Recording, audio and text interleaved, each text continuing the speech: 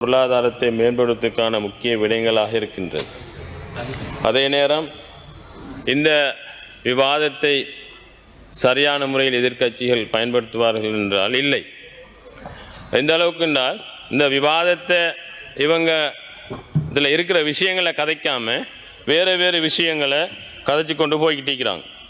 அதில் முக்கியமாக கூறக்கூடிய விடயம் ஒன்று தான் அதிகமாக புத்தளத்தை பற்றி கதைக்கப்படுகின்ற இந்த தருணத்தில் முக்கியமாக நானும் அந்த விஷயங்களை சொல்ல வேண்டியிருக்கு. முன்னைய காலங்கள் அதாவது மன்னார் மாவட்டத்திலிருந்து புத்தளத்துக்கு வந்த மக்களை 2 கைகளால் கூப்பிட்டு அணைத்து நாங்கள் ஆதரித்த மக்கள் புத்தளத்தில் அதிகமாக இருக்கிறார்கள். அதனை சேர்த்து இதை சரியாக பயன்படுத்தியவர்கள் அந்த காலத்தில் இருந்த அந்த நேரத்தில் இருந்த அரசியல்வாதிகள். அவர்கள் என்ன சொன்னார்கள் என்றால், புத்தளத்தில் சனத்தொகை அதிகமாகிவிட்டது, மருந்து தேவைகள் அதிகமாக உள்ளது, அதனால் புத்தளத்தில் இருக்கின்ற வைத்தியசாலையை தரம் உயர்த்த வேண்டும். அது மட்டுமல்லாமல் புத்தளத்தில் இருக்கின்ற மன்னார் மக்கள் புத்தளத்துக்கும் කරුණාකරලා කියන්න පුළුවන්ද මේකේ ඇමති හරි නියෝජ්‍ය ඇමති මෙතන සිටිනවද කියලා? ඔබ වැදගත් 50 ටිකක් මේව කර කර යන්නේ. කවුද කියලා මෙතන කවුරුත් නැහැ.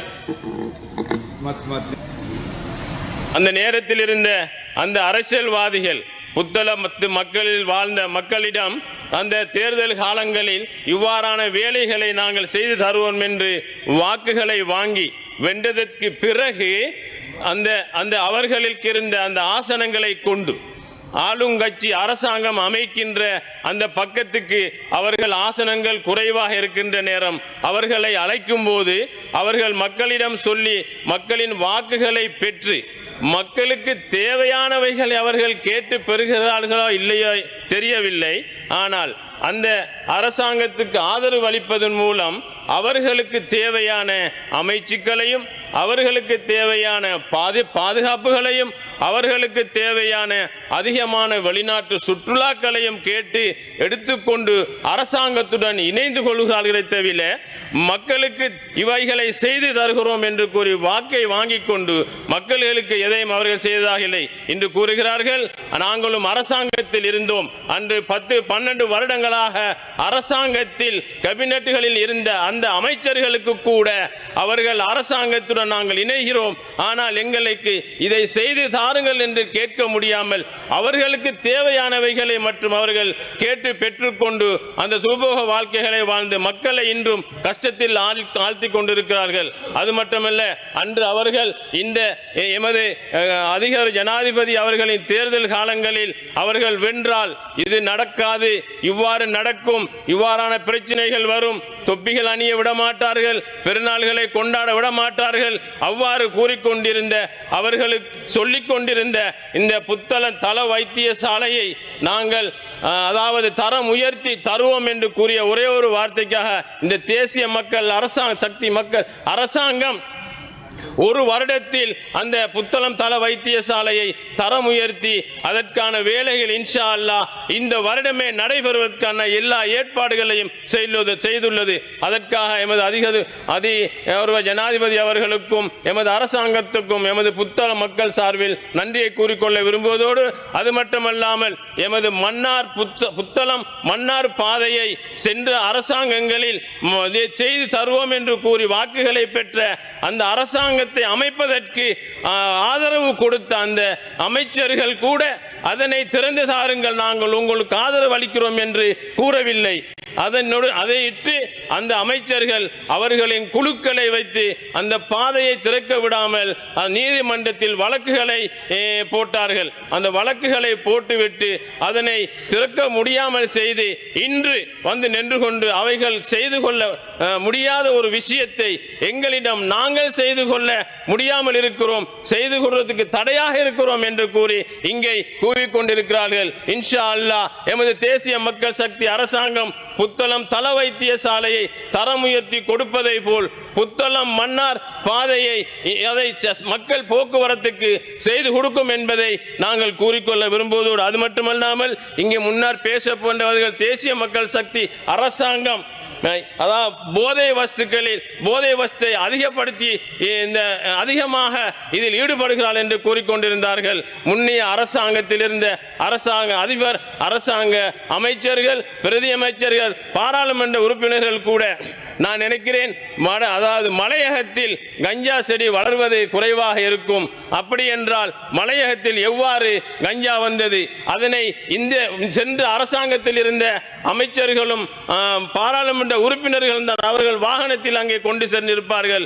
ஏனென்றால் அந்த அமைச்சருடைய வாகனங்கள் சோதிக்கப்படாமல் இருப்பதற்கு அது ஒரு காரணமாக இருந்தது.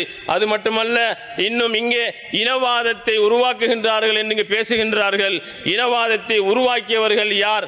இனவாதத்தை இல்லாமலாக்கியது யார்? சென்ற காலங்களில் எங்கு பார்த்தாலும் பள்ளிகள் உடைக்கப்படுவதும், சிலைகள் உடைக்கப்படுவதும், எங்கேயாவது முஸ்லிம் சிங்கள பிரச்சனைகளை உருவாக்குவதுமான நிறைய பிரச்சனைகள் தான் அந்த அரசாங்கங்கள் இருந்தது. சென்ற அரசாங்கங்கள் இனவாதத்தை பேசியே அரசாங்க ஆட்சிகளை பிடித்தார்கள். இன்று ஒரு வருட காலமாக இங்கு நாட்டில் எங்கு பார்த்தாலும் எங்கேயுமே இனவாதத்துக்கான ஒரு வார்த்தை கூட இங்கு பேசப்படுவதில்லை. எங்கேயுமே பள்ளி உடைக்கப்படவில்லை, எங்கேயுமே சிலைகள் உடைக்கப்படவில்லை. இனவாதத்தை நாங்கள் அழித்தொழிப்போம் என்று கூறிய தேசிய மக்கள் சக்தி அரசாங்கம் ஒரு வருடத்தில் இந்த நாட்டில் எங்கேயுமே இனவாத பேச்சுகள் இல்லாமல் இருப்பதற்கான எல்லா வேலைகளையும் செய்துள்ளது. அது மட்டுமல்லாமல் நமது தேசிய மக்கள் சக்தி அரசாங்கம் அந்த வெள்ளத்தால் பாதிக்கப்பட்ட மக்களுக்கு அதிகமான உதவிகளை செய்தோடு புத்தள மாவட்டத்தையும் மறக்கவில்லை. அதிகமான உதவிகளை புத்தள மாவட்டத்துக்கு வழங்கியுள்ளது. இங்கே கூறிய எமது எதிர்க்கட்சி அரசியல்வாதிகள் இந்த அரசாங்கத்தில் இருக்கிறவர்களுக்கு மனசாட்சி இல்லை என்று சொல்லிக் கொண்டிருக்கிறார்கள். இன்னைக்கு இந்த அரசாங்கத்தை நம்பி வாக்களித்த எமது மக்களுக்கு, தேசிய மக்கள் சக்திக்கு நாங்கள் ஒரு மாற்றத்தை கொண்டு வர வேண்டும் என்று வாக்களித்த மக்களுக்கு இந்த தேசிய மக்கள் சக்தி அரசாங்கம் சிறந்த முறையில் ஒரு சேவையை செய்து கொண்டிருக்கின்றது. அந்த மக்கள் இன்று நாட்டில் நிம்மதியாகவும் எந்த கஷ்டமும் இல்லாமல் இருப்பதற்கான எல்லா வேலைகளையும் செய்வது. அதுபோலத்தான் இன்று விவாதிக்கப்படுகின்ற இந்த விவாதத்தில் கூட எமது நாட்டில் மோசடிகளும் ஊழல்களும் இல்லாமல் இருப்பதற்காக எமது அரசாங்கம் மிகவும் கட்டுப்பாடாக இருக்கின்றது. கட்டுப்பாடாக இருக்கிறது என்று சொன்னால் சென்ற அரசாங்கங்களில் ஊழல்களும் அதாவது ஊழல்களும் மோசடிகளும் நிறைந்து காணப்பட்டிருந்தன. அந்த ஊழல்களையும் மோசடிகளையும் எமது அரசாங்கம் இன்று கட்டுப்பாட்டுக்கு கொண்டு வந்து எல்லா நாடுகளிலும் எமது அரசாங்கத்தின் வளர்ச்சி அதிகமாக இருப்பதை அந்த நாடுகள் மிகவும் அதிர்ச்சிக்குள்ளாக இருக்கின்றன. அது மட்டுமல்லாமல் எமது நாட்டில் இருக்கின்ற நிறுவனங்கள் கூட எமது அரசின் வளர்ச்சியை பார்த்து வியந்து போயிருக்கிறார்கள். அதான் எந்த அளவுக்கு என்று சொன்னால், முன்னைய அரசாங்கங்களில் ஊடாக IMF ஊடாகவும் உலக வங்கிகள் ஊடாகவும் அதாவது ஆசிய வங்கிகளுக்கு ஊடாகவும் வழங்கப்படுகின்ற முதலீடுகளும் கடன்களும் முறையாக பயன்படுத்தாமல் இருந்ததனால் வெளிநாடுகள் கூட எமது நாட்டில் அதிருப்தியை கொண்டிருந்தார்கள். ஆனால் இப்போது அவைகளை சரியான முறையில் எமக்கு கிடைக்கிற IMF ஊடாகவும் உலக வங்கி ஊடாகவும் ஆசிய வங்கி ஊடாகவும் கிடைக்கின்ற அந்த கடன்களையும் முதலீடுகளையும் சரியான முறையில் பயன்படுத்துவதற்கான எல்லா ஏற்பாடுகளையும் சேர்ந்து எமது நாட்டில் பொருளாதாரத்தை வளர்ச்சி அடைவதற்கான முயற்சிகளை செய்து கொண்டிருக்கின்ற நிலைமையில் நீதித்துறை கூட எமது நாட்டில் எல்லா மக்களுக்கும் சமமாக இருப்பதனால் நாட்டின் பொருளாதாரத்தில் இந்த நீதித்துறை சமமாக இருப்பதோடு அதற்கு மிகவும் வழிவகுத்திருக்கின்றன. அடுத்ததாக எமது இந்த நீதித்துறை சமமாக இருக்கின்றபடியால் எமது நாட்டில் ஏற்றுமதி இறக்குமதி தொழிலாளர்கள் இன்று எமது நாட்டில் இந்த முதலீடுகளை செய்து அதிகமான ஏற்றுமதி இறக்குமதிகளை செய்வதற்கான முன்வந்துள்ளார்கள். அதற்கு காரணம் எமது நாட்டின் நீதித்துறை சமமாக இருக்கின்றபடியினால் காலை அவசான் இருக்கின்றபடியினால் அவர்களுக்கான பாதுகாப்பும் அவர்களுக்கான இன்னும் இன்னொரு உதவிகளையும் செய்து கொடுத்து இந்த நாட்டில் பொருளாதார வளர்ச்சியை மேம்படுவதற்கான இந்த சட்ட திருத்த மூலத்தை செய்திகளை உடனுக்குடன் தெரிந்து கொள்ள உடனே சப்ஸ்கிரைப் பண்ணுங்க.